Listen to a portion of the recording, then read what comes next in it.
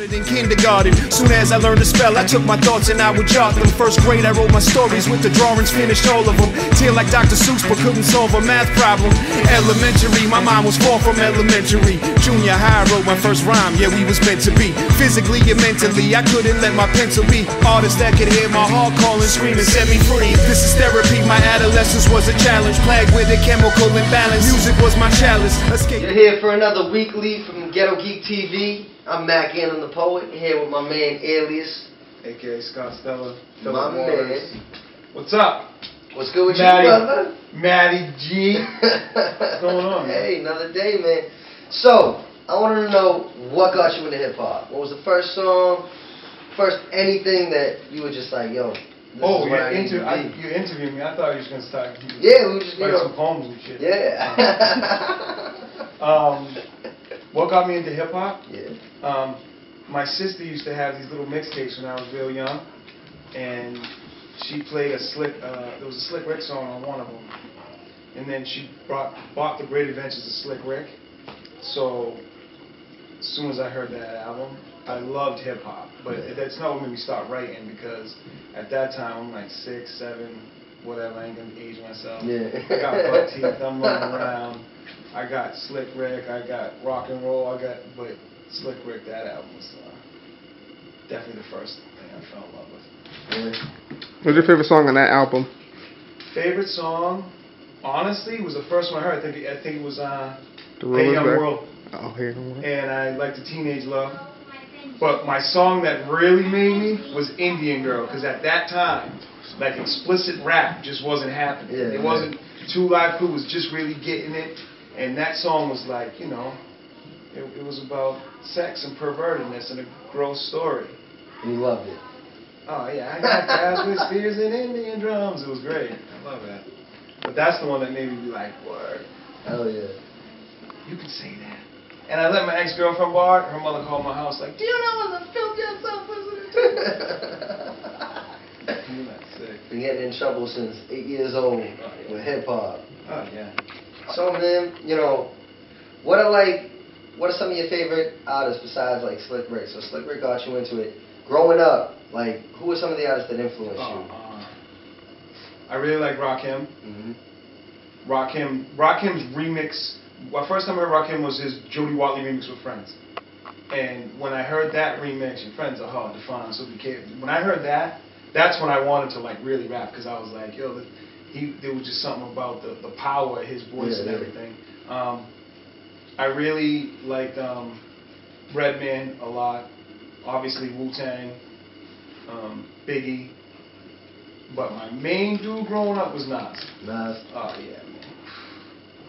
It ain't hard to tell. Video came on Yo MTV Rap, so my jaw dropped. I was really into that, man. Hell yeah. What were some of the other music videos from Yo MTV Raps? Because nowadays there's nothing on. You don't see a music video anymore. Everything. We Got the Jazz was a dope video from Tribe Called Quest, and then broke into Check the Rhyme. The Wu-Tang videos were always dope. Biggie's Juicy is like classic rap video. Yeah. But this is when the rap video was like I mean, their budgets were huge for these rap videos because it took a lot. Yeah. It's not like, you know, they didn't have iPhones, like, you know what I mean? So, making music videos off iPhones now. Ill and Out Scratch, Where's My Homies, 9. What you want, man? Fat Beat from Rhymes. Just all these videos. I used to tape it. I used to videotape it because my boy lived in the projects, my boy Riz. Yeah. And he didn't have cable. He's like, yo, man, I ain't got cable right now. I'm like, word, I get it. So I'd go home. I'd tape it because we came on Friday for 2 hours, and then Saturday mornings it was on too. Mm-hmm. So when it came on Fridays, it was Ed Lover and Dr. Dre.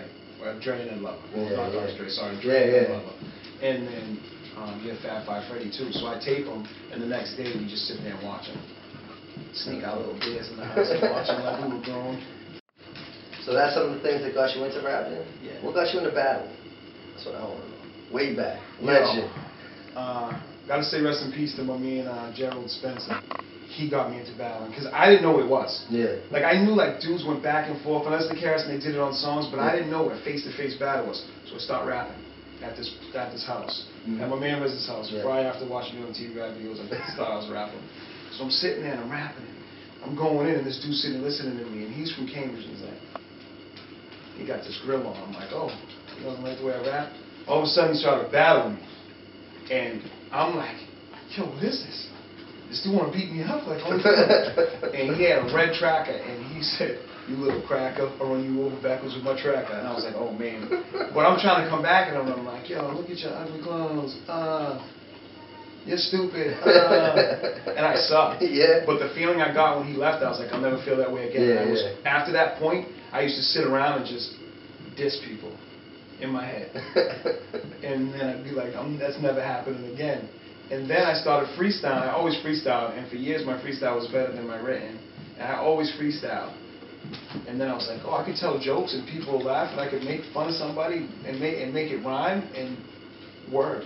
Hell yeah. So Bruno, DJ Bruno, and Master Millions and Fax One all worked at Biscuit Head. And I used to go in there and freestyle, and they got a battle at the Western Front, the first Super Bowl battle. Mm-hmm. And you had to be invited. Well, Bruno and them heard me freestyle, and I'm like, we're going to get you in this. They got me in it, and I did it for a while after that.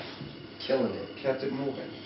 Now how much exposure did you get back in the day from just that? Oh, man, a lot. And the thing is back then, there wasn't the internet. Like, you couldn't go watch a battle on YouTube. You had to be there. You had to be there. Yeah. And it was all freestyle. You had to be there. And you don't know your opponents. Like, we weren't connected. You know what I mean? Unless you were doing, like, a city battle.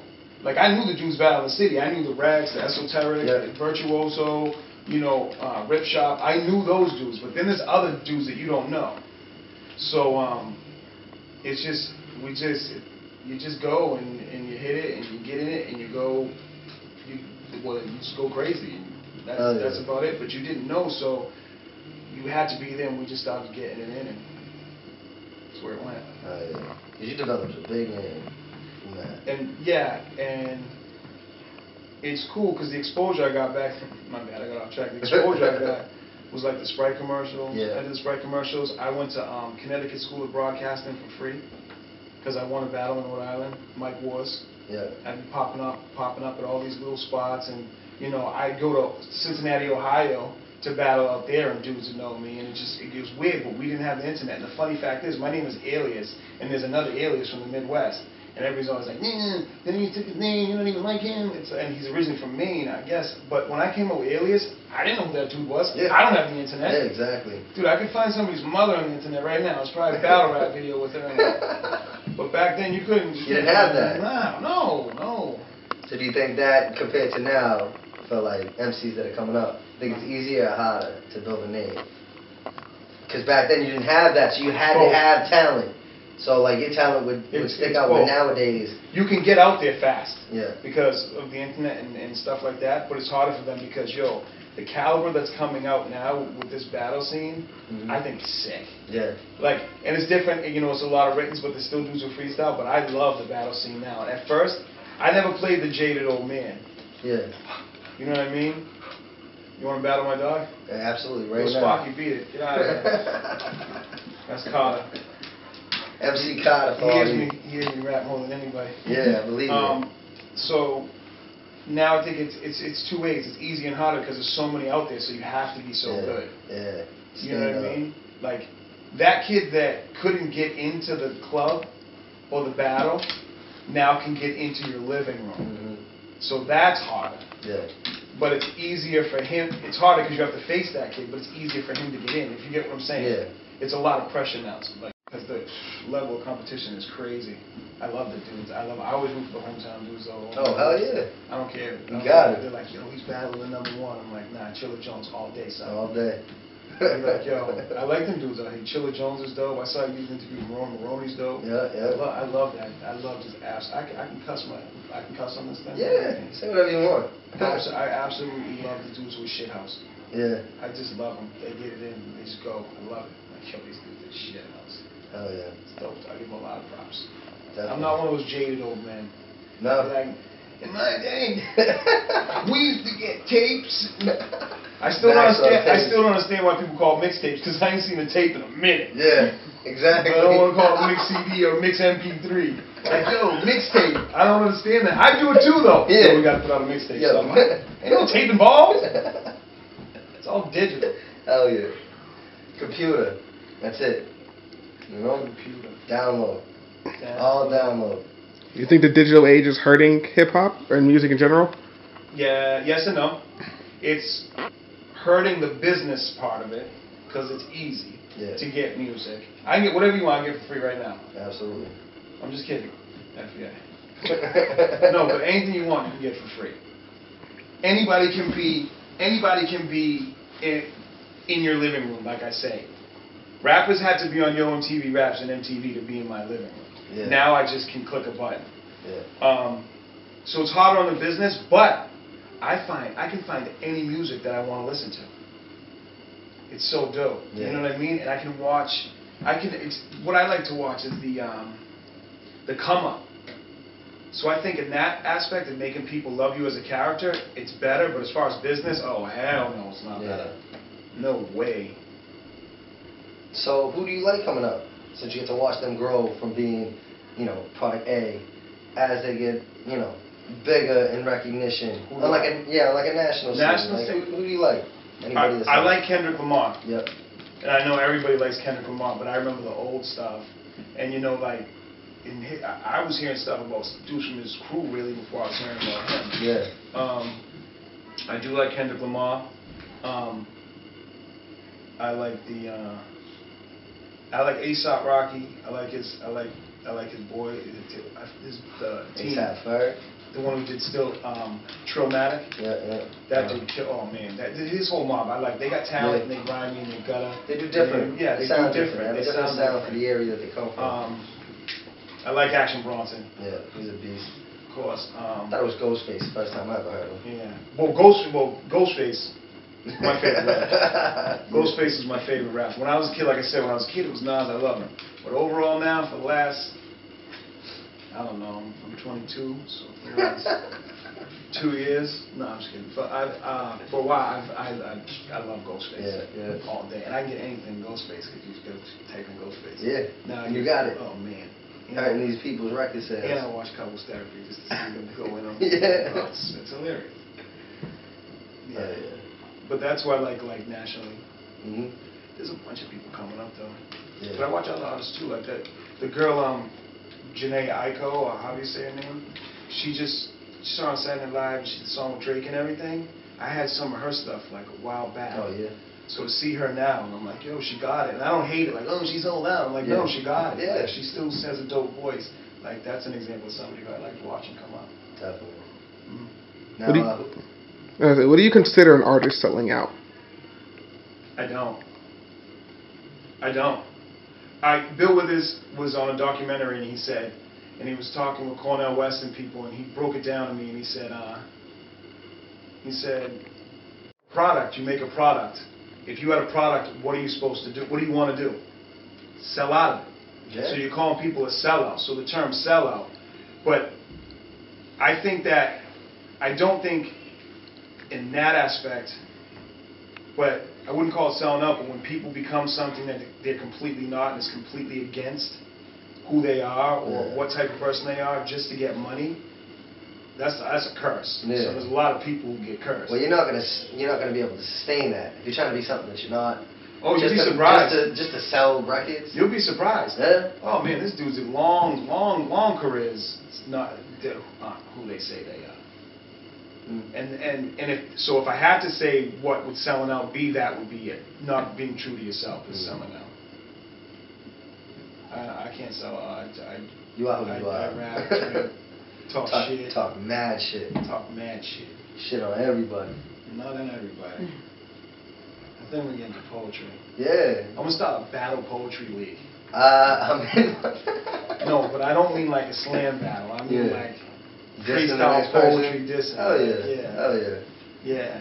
Get like I'm in the zone. I'll be a poet hype man. Yeah, I'll be like, get in the zone. Yeah, nice poem. Beat it. That'd be sick. Oh yeah. Oh yeah. What you do is crazy though, man. Yo. Y'all are some talents. Y'all got no beats behind you. Ain't nobody dancing. You can't be like, yo, DJ, whine that.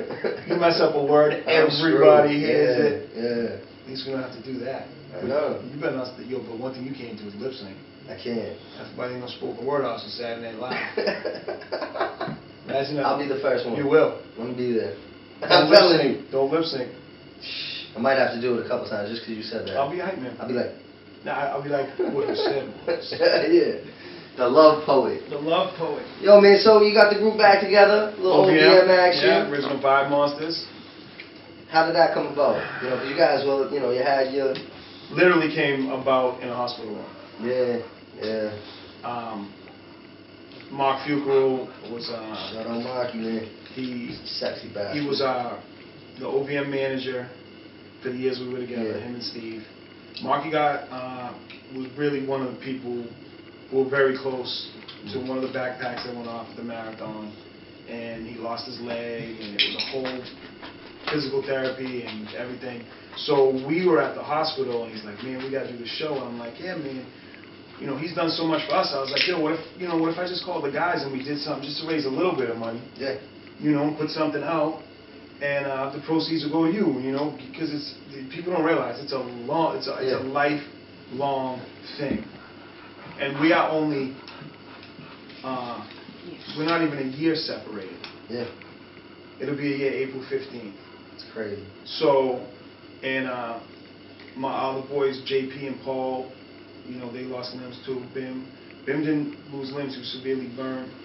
You know, there was a lot that went on. I can't really talk about people's medical conditions because I'm not a doctor. Yeah. But, so I was like, yo, I'll talk to the guys and, you know, maybe we'll get something popping.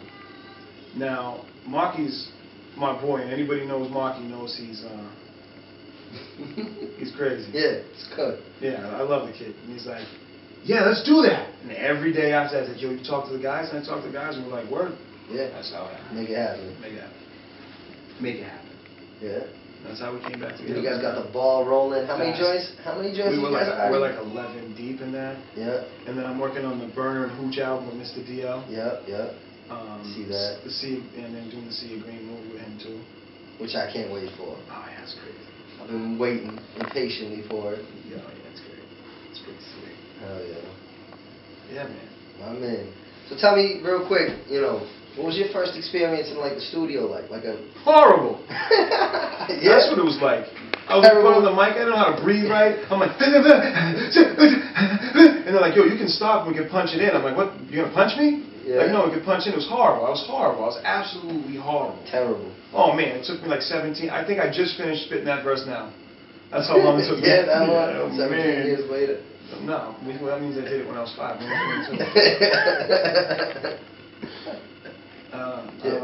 It took me. It was the worst thing. Yeah. It's like a nightmare for me. And then slowly but surely, I got it. Now you go in there, one take. See you later. 2. Professional. Sometimes it takes 2, 3. That's how much I'm 4. drinking. I got you. Yeah, man. Yeah. So you took a little break from hip hop. Kids. How was it like getting back into the groove of everything? It was cool, but then I started talking daddy stuff in my rap all the time. Yeah. And I was like, I gotta pay bills, pay these kids.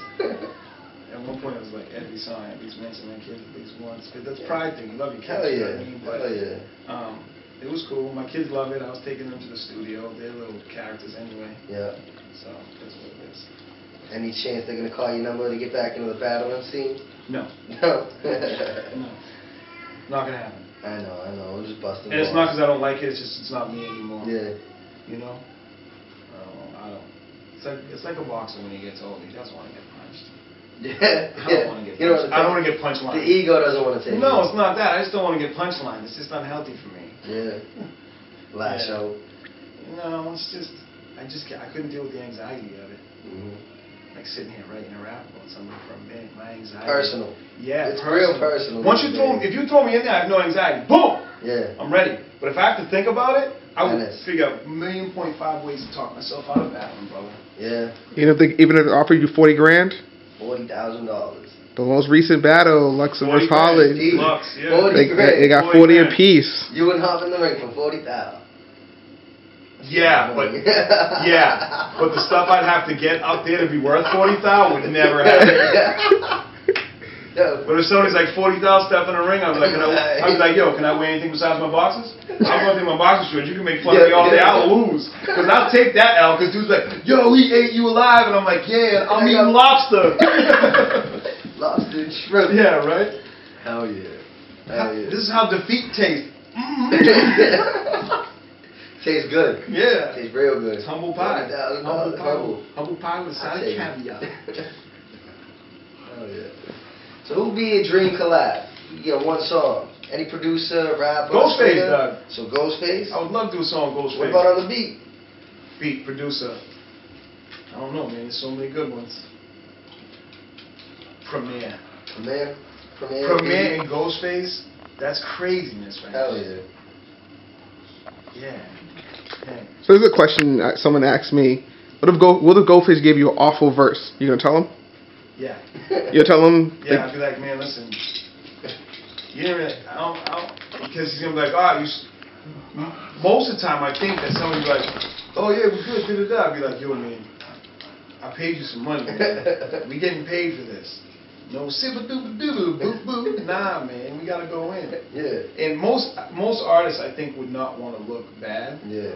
So, but some don't care. You're right. What if you gave me whack verse? And I'd be like, yo, I really like that verse. And you know, and if he was like, well, you're not getting another one, what can I do?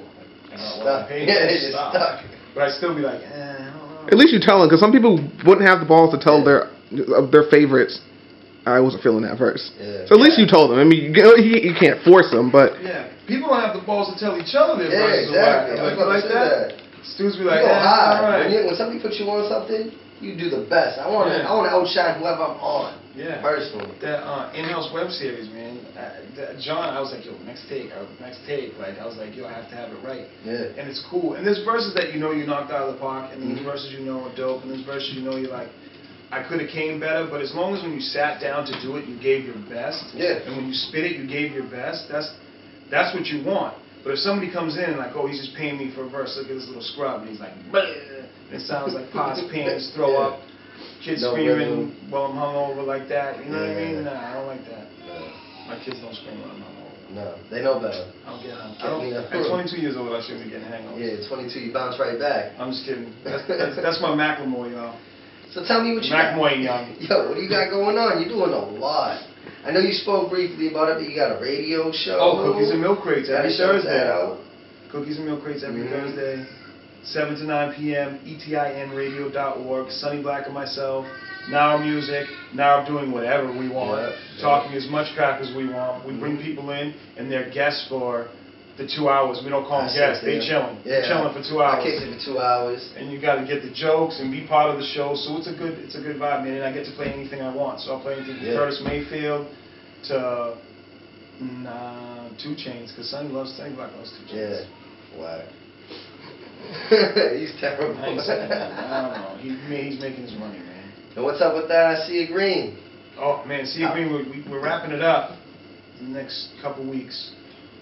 You want to inform the people what Sea of Green is? Sea of Green is, it's a movie about a guy it's an independent film about a guy who was in corporate America, had a great job, and got caught smoking weed. Yeah. And right before this whole thing when weed was still kind of taboo, and then he gets caught up in the weed game. Yeah. Because after he quits his job, he meets a guy who lives in his building, and the guy's like, hey, you can make some money here, your little other jobs. And he starts making money. All downhill from there. And he's a herb, too. So it was cool in the movie because there's a lot of people in it. There's like Eric Bobo from Cypress Hill, Rockness Monster from Boot Camp Click, bunch of names. A lot. And there's all like rags terminology, people out here, fame from MOP. You just look at the thing and you'll see it. But I get to get herbed all the time.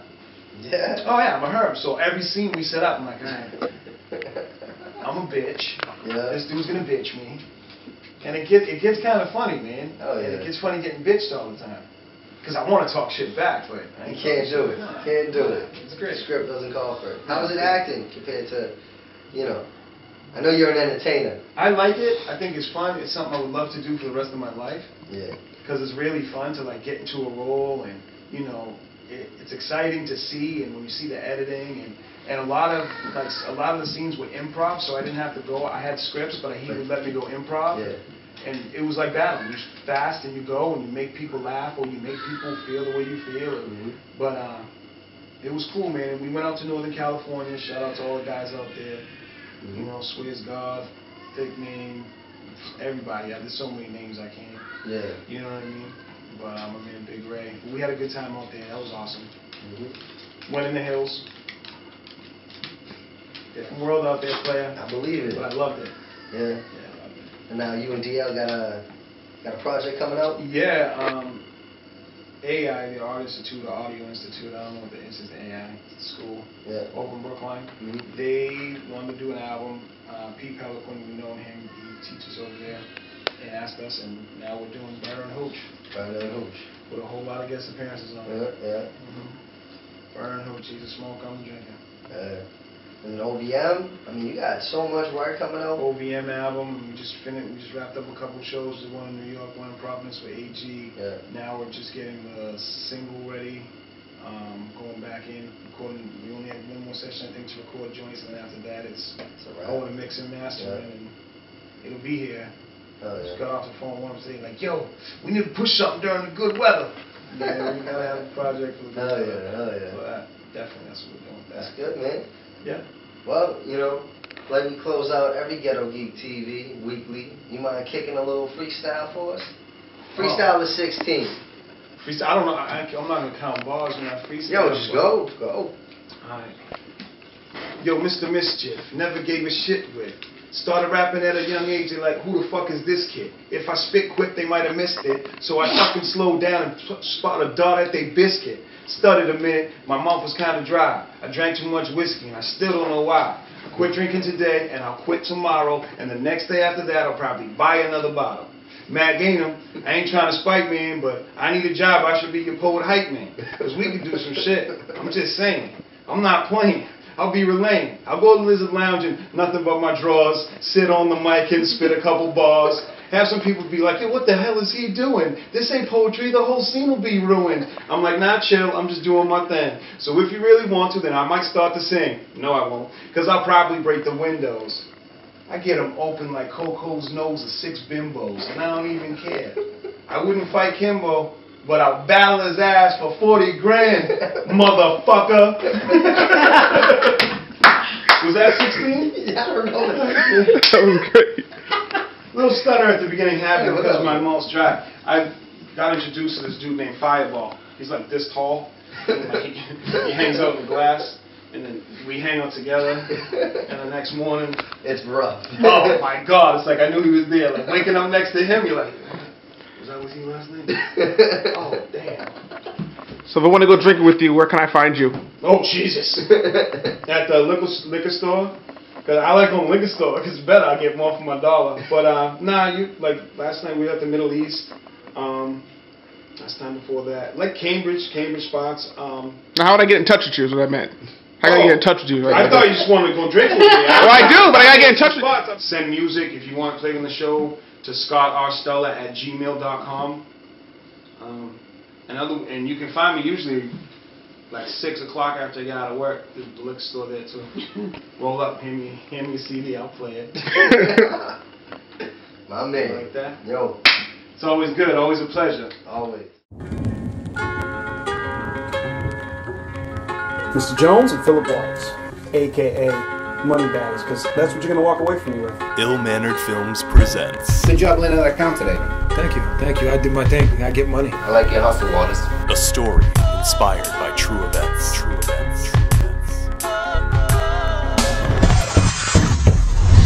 One bad day can ruin your life. You know this is against the law, right? No, I'm son. Just talk out of your pocket. Illegal drug? What are you doing smoking that? Do you think I want our son around this? I'm gonna have to let you go. There's nothing I can do. Eat a dick. It's a wrap. We're done. A wrap for what? We done. We, us. Losing everything will change you. You won't know about weed, huh?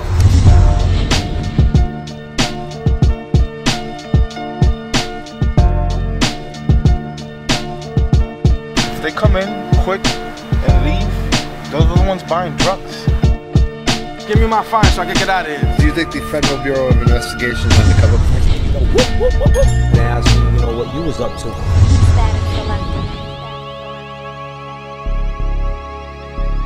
I'm basically on the run in the middle of nowhere, dude.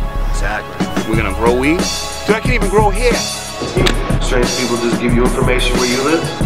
Why is it so hard to get in contact with this guy? Getting lost isn't always easy. Welcome to the weed game, fellas. And if you're scared, then maybe just get another job. You don't want to be out in the open so people can see you, helicopters can see you. I ain't shooting cops. No, I didn't sign up for that. Yeah, you kind of did sign up for that. I don't really know what these guys in town have for us anymore. It could have died down. We don't know. A guy named Philip Waters coming here to this? They were asking about you. Local feds. They're locals. Locals?